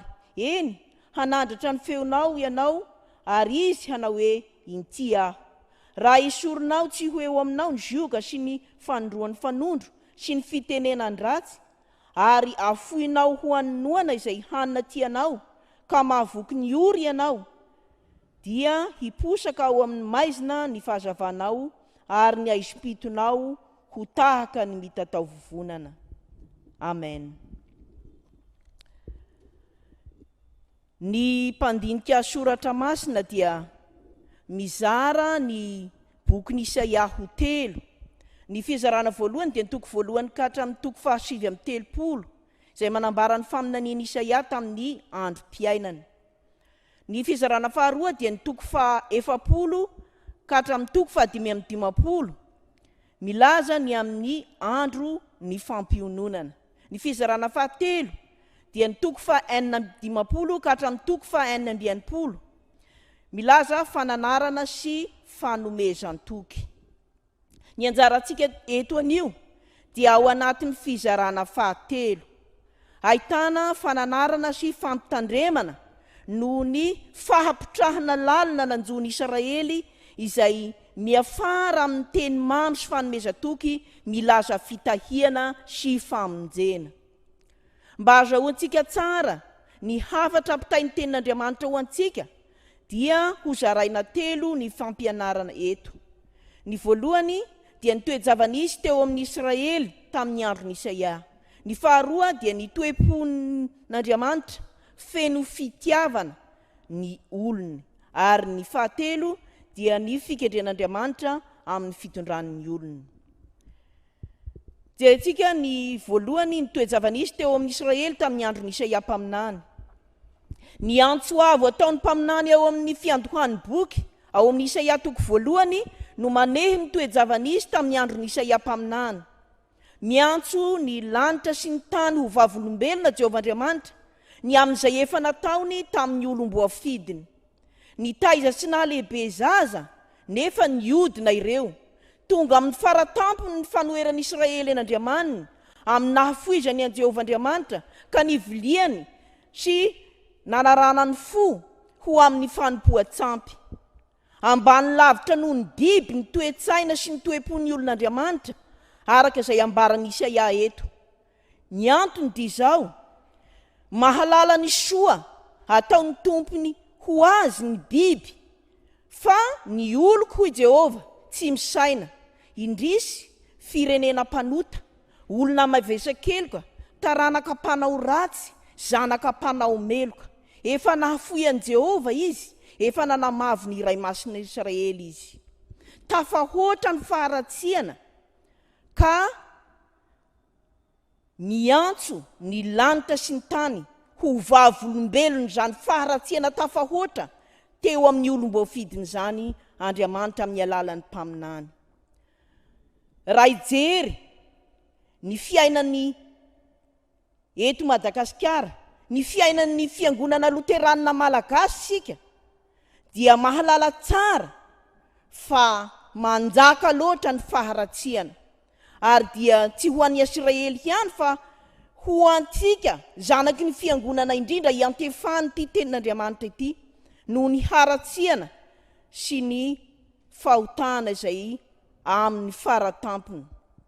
Raha mandre an'ireo tenin'Andriamanitra voavaky teo isika dia mahatsiaro ny amin'ny hiran'ny mpanakanto, ka tsy ny Baiboly ihany no milaza ny amin'izany toe-pon'Andriamanitra mijery ny olona, mikarakara ny olona nefa atao tsinitsinina izany.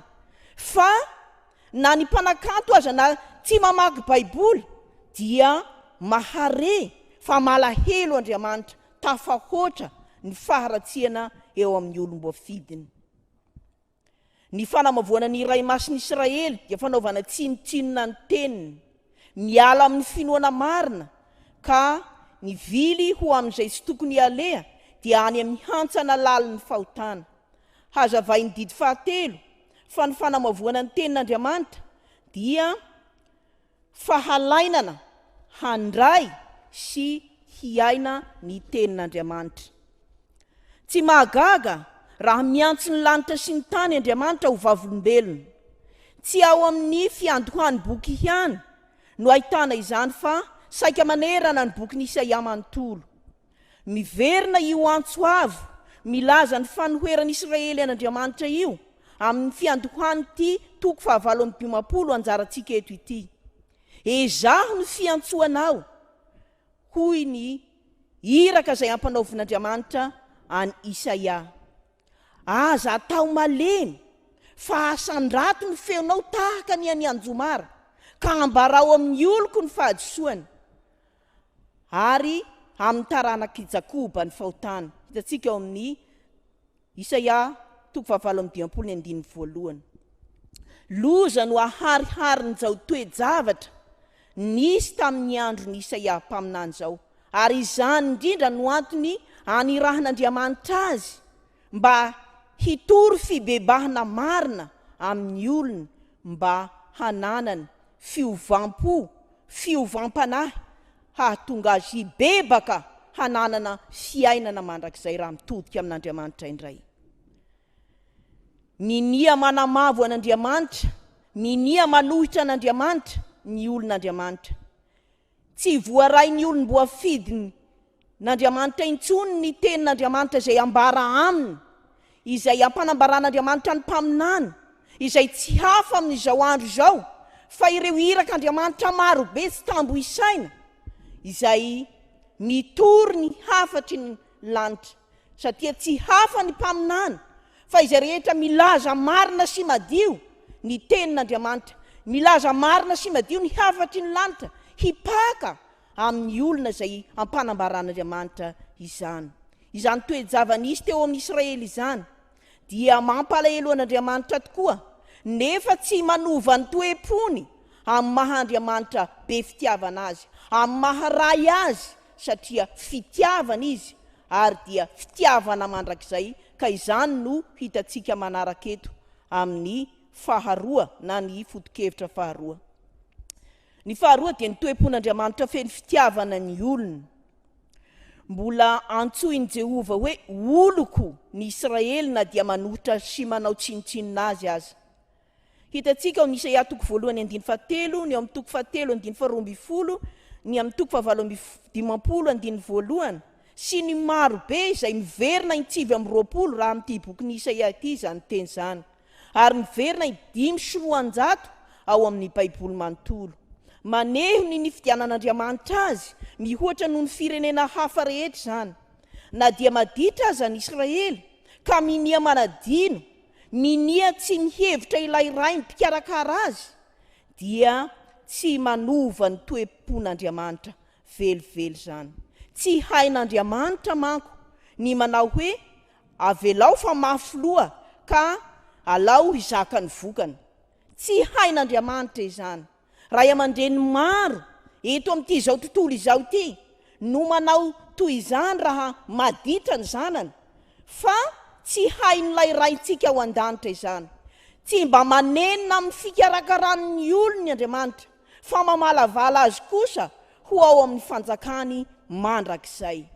Noho izany dia tsy sasatry ny mananatra izy, tsy tofoka ny manoro lalana ny olony mandrakariva izy, ary tsy tofoka mandrakandroany raha mieritreritra itsika ny zava-misy ka tsy hieritreritra firenena hafa, fa hijery manokana n'ity firenetsika ity.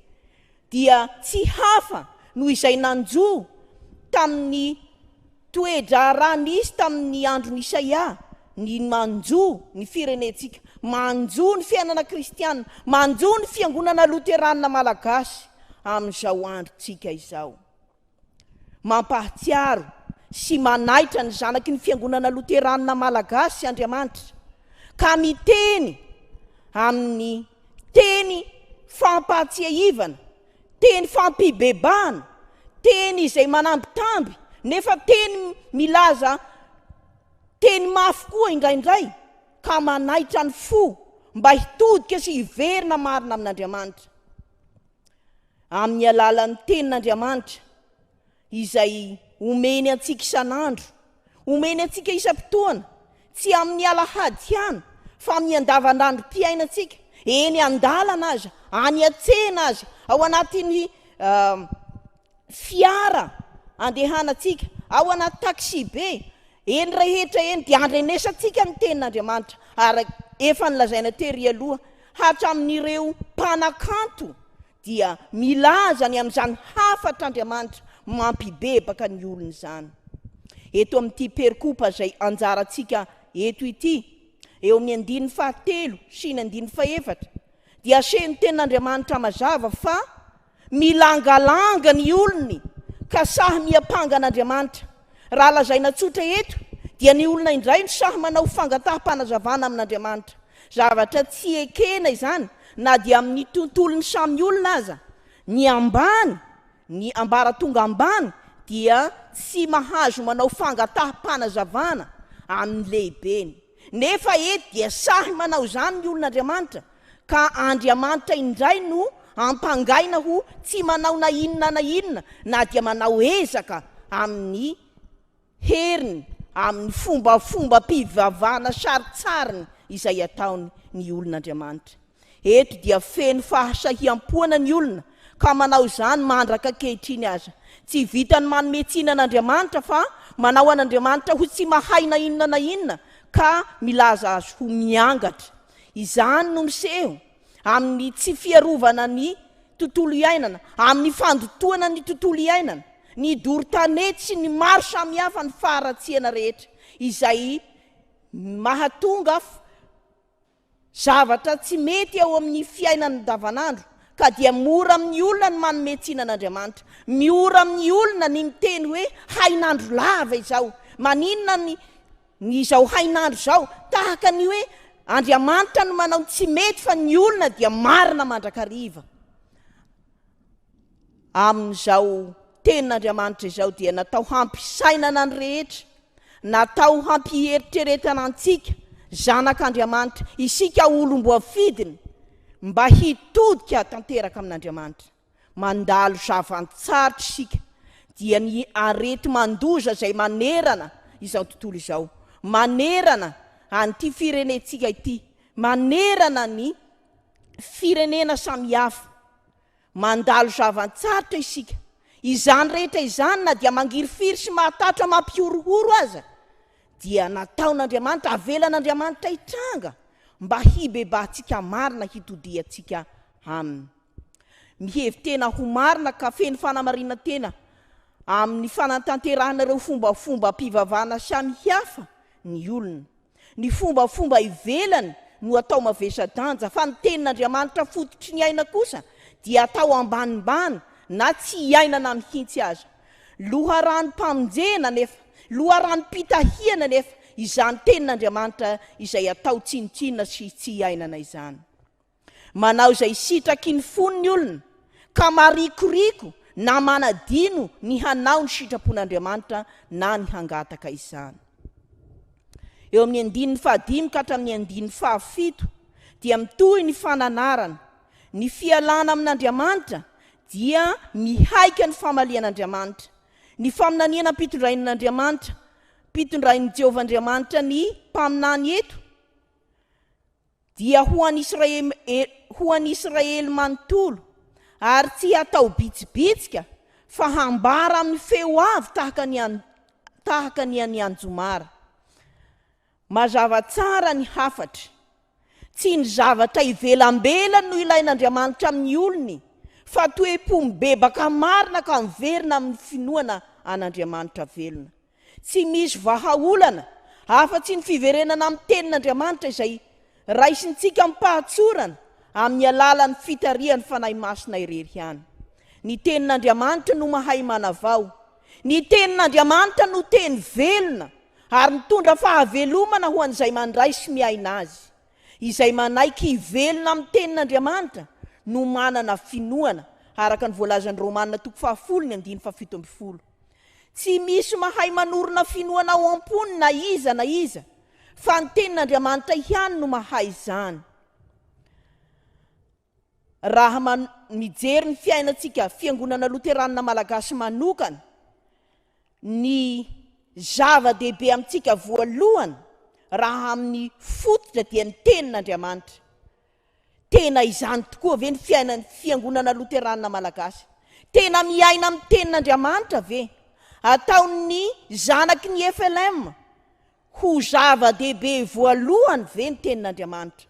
Izany dia tsy fanontaniana ho valiana amin'ny vatana fa natao ho valiana amin'ny saintsainana miaraka amin'ny fitarian'ny fanahy masina isan'andro. Izay velomin'ny finoana, izay velon'ny finoana dia tsy maintsy manana fitiavana. Ny fitiavana dia tsy manohitra ny sitrapon'Andriamanitra araka ny voalazan'ny Korintianina 1:17 ka hatramin'ny 9:9. Ny finoana tsy azo saromana na afenina ao anaty ao fa tsy maintsy miseho amin'ny fitiavana. Ny fitiavana dia tsy maintsy hita amin'ny fanoloran-tena hanompo marina n'Andriamanitra sy ny namana. Izay tia n'Andriamanitra dia ambara soratra masina mazava fa tsy maintsy tia ny rahalahiny, tsy maintsy tia ny namany koa, tsy amin'ny fombafomba fifadian-kanina, tsy amin'ny zavatra ivelambelany maro samihafa, fa halan'Andriamanitra ny fahatsaram-panahy sandoka izay tsy avy amin'ny fo fa fitandremana ivelambelana. Aoka ho saintsika olon'Andriamanitra, aoka ho saintsika kristiana indrindra fa isika zanaky ny fiangonana Loterana-Malagasy tokoa izany tenin'Andriamanitra izany. Aoka ho fiainana isanandro ka tsy ny mofy ihany hoy ny tenin'Andriamanitra no ivelomana fa ny teny rehetra zay alohaky ny vavan'Andriamanitra. Raha mitady fahavelomana marina isika, raha mitady fanasitranana marina isika, raha mitady fiainana dia fiainana ao amin'i Jesosy dia tsy maintsy mifototra amin'ny tenin'Andriamanitra ary miverina amin'ny fiainana izany isanandro. Ho vavolombelona marina fa tsy ho sandoka amin'ny fitiavana. Tsy fitiavana sandoka no sitrak'Andriamanitra hiainantsika ka hanao izany ho filandera amin'ny manodidina, fa fitiavana vokatry ny fo tahaka ny efa nitiavany Kristy antsika. Ny maneho fitiavana vokatry ny finoana no sitrak'Andriamanitra ary io no mahavavolombelony Kristy tokoa. Ny mamaha ny fatorany faharatsiana, ny hanaboraka ny fenjioga, ny mizara ny sakafonao ho aninoana hoy ny teny eto. Mizara ny sakafo ho aninoana zany dia tsy ny ambinambikanina na izay tsy ilaina no omena ny ory sy ny mahantra, fa izay tianao, izay fi aminao, izay sitrakao fantatrao mitondra hoe sakafo ara-pahasalamana ho anao no tokony ho zaraina ho an'ny hafa. Mampiatrano, manome fitafiana ho an'ny tsy manana, izany no andidian'Andriamanitra ka ampanambarany ny mpaminany eto. Tsy mihirimbelona na amin'ny amikipy, izany hoe izany no atao hoe fitiavana. Manoro lalana mazava izoran'ny olon'Andriamanitra ny mpaminany araka ny voalazan'ity Isaia 7:15 ka hatramin'ny 7. Ny fitiavana ny namana sy fanafoanana ny fitiavan-tena no votoatiny resaka eto. Fitiavana ny namana sy fanafoanana ny fitiavan-tena no votoatiny resaka eto. Tsy maintsy ianarana isanandro ao amin'i Jesosy zany, fa tsy hainy olombelona mpanota. Tsy misy olona mahay mitia ary na ny mitia ny tenana aza tsy hainy olombelona, satria ny heveriny ho fitiavan-tena dia famonoana ny tenany aza. Ka ny mianatra ao amin'i Jesosy ihany no mahay miaina sy mizara ny fitiavana izay andidian'Andriamanitra ny mpaminany eto. Io no ampianarin'Andriamanitra antsika, na ataony amin'ny teny mora feno tambitamby zany, na ataony amin'ny teny mafy andrenesana mangirifiry, fa ny hahazahoana fiainana mandrakizay no fikendreny, ary io no jerentsika manaraka eto. Tantara tamin'ny isan-keritaonan'ny WB Akaramalaza no tiako haverina eto ny fitinina raha miresaka ity tenin'Andriamanitra ity momba ny fitiavana ka mahafoy ny hanina tiana ho an'ny hafa. Misy olona hoy ny ty ray aman-dreny mpitantara nanao fanasana. Resaka tamin'ny ray aman-dreny izy nangataka mba hanao fanasana ho an'ny olona zay tena hoe solon-tenan'i Jesosy, mampiatrano an'i Jesosy zany no dikan'izany. Nanomana ny sakafo ho an'ny vahiny mihaja araka izay efa nokasainy raha teo. Voaomana ny sakafo maro isan-karazany, sady tsara no ara-pahasalamana ary betsaka sady mahate-hinana. Tonga ny ora izay niandrasana n'ilay vahiny asaina. Olona maloto fahadiran'ovana, tsy mahate-hijery ny tonga, nandondona tamin'ity tranony olona zay andray vahiny. Tsy nandray azy ny tompo-trano fa sahirana miomana handray an'i Jesosy araka izay noeritreretiny. Nandrasana ilay olona hasaina, nandrasana tsy tonga. Niantso any ray aman-dreny mama volavana Germaine ilay olona zay nanao fanasana, fa nahoana no tsy tonga ilay olona, dia novaliany mama tsotra hoe efa tao izy, tao fa tsy noraisinareo, tao fa nolavinareo. Tsy hafa fa ny solo-tenan'i Jesosy dia ilay olona tsy mahate-hijery fahadiran'ovana, nona mitady hanina ary io no Jesosy zay tonga tamin'ity fotoan'ity fanolavina. Izany tenin'Andriamanitra izany dia tandrify ity tantara ity. Tenin'Andriamanitra anjarantsika eto milaza ny amin'ny fahafoizana, tsy zavatra mandeha ho azy zany fa fananana an Jesosy ao am-po no ahatanterahana ny tenin'Andriamanitra eto. Fahatelo ny fikendren'Andriamanitra. Mikendry ny ahasambatra ny olona amin'ny maha olona feno Andriamanitra. Ny fahasambarana dia ho an'izay mibebaka marina ka manaiky hiaina ny tenin'Andriamanitra. Ny fampanantenana no foto-javatra eto, fampanantenana fahasambarana ary fiainana mandrakizay zany. Ny fiainana mandrakizay mantsy tsy zavatra andrasana ka rehefa tapitra ny fofinaina vao mieritreritra hiaina zany fiainana mandrakizay zany, fa ny fiainana mandrakizay izay ananan'Andriamanitra fikendrena lehibe eto dia ny hiainantsika zany fiainana mandrakizay zany eto amin'ity tany ity, ary hiainantsika amin'ny fahatanterahana rahatrizay. Fampanantenana fiainana mandrakizay no foto-javatra ka tian'Andriamanitra hanolorana tolobositra famonjena azo antoka hiaina zany fiainana mandrakizay zany, ary vonjen'Andriamanitra izay rehetra mibebaka marina. Tsy ny herin'ny tena no enti mibebaka fa ny herin'Andriamanitra. Asan'Andriamanitra feno zany, koa izay miantoraka tanteraka ao amin'i Jesosy Kristy reriana no manantena fitahiana, izay fitahiana tanysaina eto amin'ity perikopa-anjarantsika ity. Ho vonjena ho afaka amin'ny arety mandoza izay efa nanimba sy namono. Ho vonjena ho afaka amin'ny fahamaizina ny fahotana.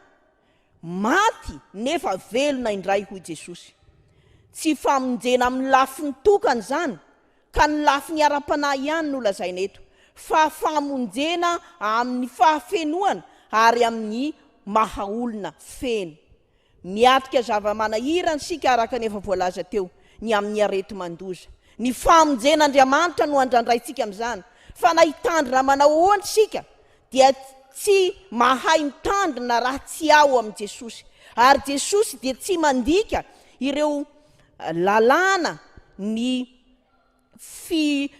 zavatra zay tsy maintsy tandremantsika, ny zavatra zay tsy maintsy ataotsika eto amin'ny fiarahamonina eto amin'ity zao tontolo izao ity, araka ny sitrapony. Fa izay tsy araka ny sitrapony kosa, tsy araka izay andidiany atsika amin'ny teniny, dia toheriny zany fa Jesosy no mibaiko, ny sitrapony no mandidy, ka izany reriany no harahy ny olon'Andriamanitra, harahintsika zanaky ny fiangonana, indrindra amin'izao fotoana zay hitadiavan'i Jesosy fibebahana marina ho amintsika izany. Ny toetsaina dia anisany hitondran'i Jesosy famonjena koa izany. Tsy ny amin'ny arety ny vatana ihany, fa ny aretina amin'ny toetsaina. Atao hoe ao anatin'ny teknôlôjia moderna sika zao, ao anatin'ny vanim-potoany fandrosoana raha ny fiteniny andavanandro, nefa tena mila mandinika izany tokoa ny zanaky ny fiangonana Loterana-Malagasy. Na dia ny amin'ity sehatra izay ifaneraserantsika ity aza, dia tena maneho an'i Jesosy tokoa ve? Tena fiainana amin'ny tenin'Andriamanitra tokoa ve? Sa fiainana izay mampanjaka ny faharatsiana sanatria? Engany mba tsy ho mampanjaka ny faharatsiana fa ho fandrosoana tokoa, ka naheveriny zao tontolo zao ho fandrosoana dia mety ho fihemorana zany manoloana ny maha olon'Andriamanitra.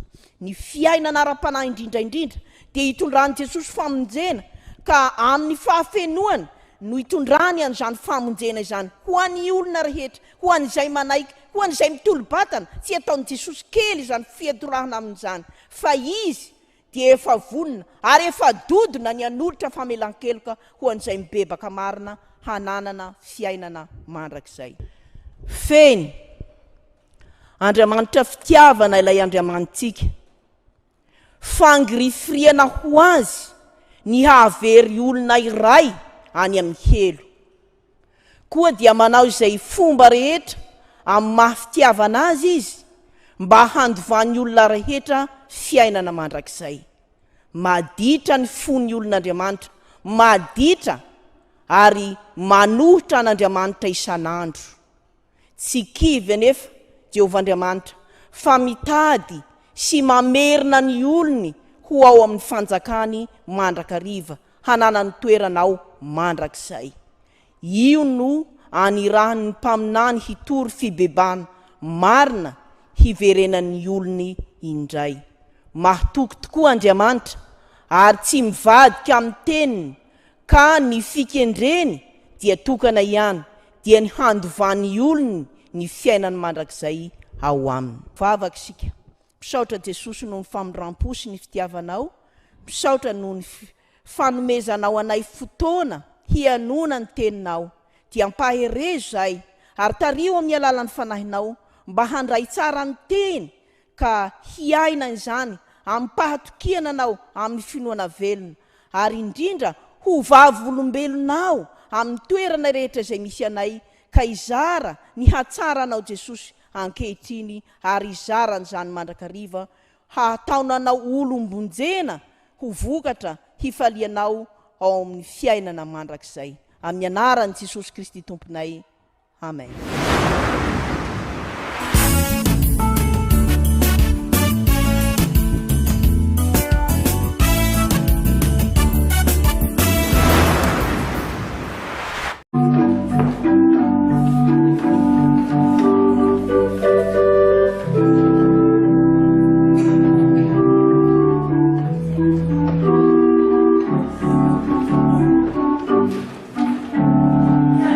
Sei